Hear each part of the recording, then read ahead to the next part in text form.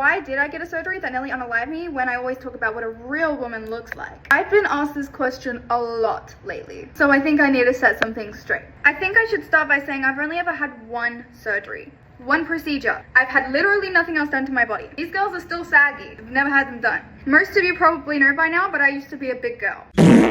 That was when I was about 18 years old and I lost a lot of weight very quickly. I think 45 kilos in under a year. You know what happens when you lose weight? Your skin sags. So after my weight loss, I was left with enough loose skin that I could probably fly away. It included my stomach. I often describe my old stomach to look a bit like a, something in between man's legs. But this is what I looked like before my weight loss. This is what I looked like after.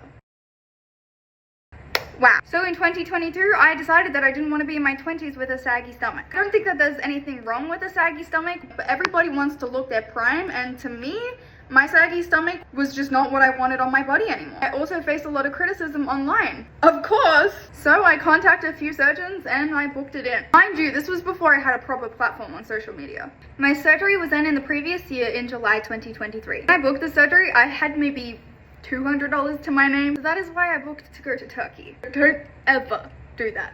I nearly died. By the time of my surgery, I absolutely could afford not to go to Turkey. Anyways, I had my whole surgery. I was nearly unalived. It was a whole thing. Despite everything that happened, I would honestly do it again. To me, your body is literally a canvas and there is no harm in upgrading your character. And just because I did, it does not mean that I don't know what a real woman's body looked like. All I've got is a scar across my abdomen. And guess what?